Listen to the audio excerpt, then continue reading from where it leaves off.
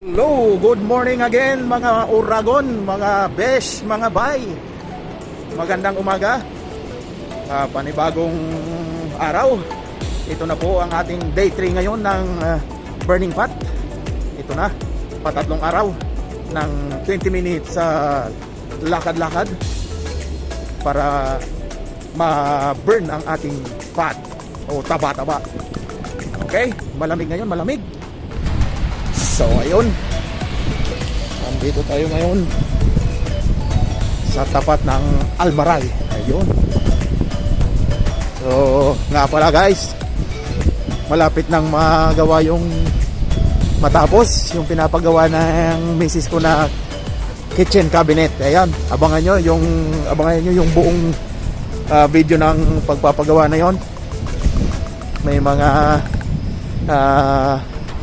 clips na sinend sa akin si Mrs. Gagawan ko ng vlog yun. Abangan nyo panoorin nyo. So ayan, makikita nyo dito, ipapakita yung konting clips dito para may idea kayo. Okay? Ayan. Pala, shout out sa Mrs. ko. Mrs. I miss you, I love you. Yon. Shout out pala natin yung karpentero na gumagawa ng cabinet namin doon sa kusina. Shout out kay Kuya Eddie at kay Jaw. Ayan, salamat sa inyong serbisyo. Yan, abangan nyo Kuya Ed at si Jaw yung full video ng ginagawa nyong cabinet.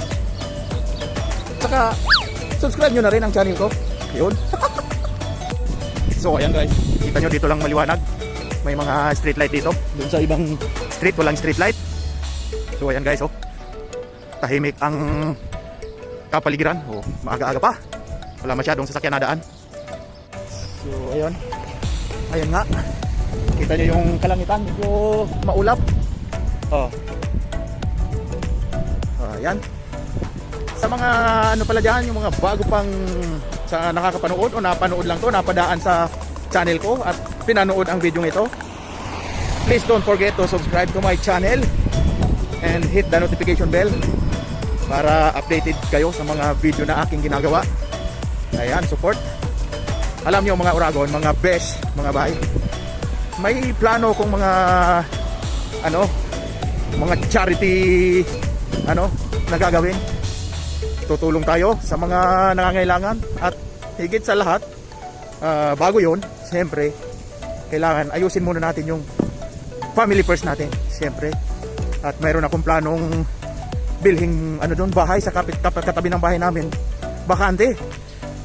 Hindi na naaasikaso. Plano ko kung magkakapera ko, kung papalarin dito sa mundo ng YT, bala kong bilhin yun at papagawan ko ng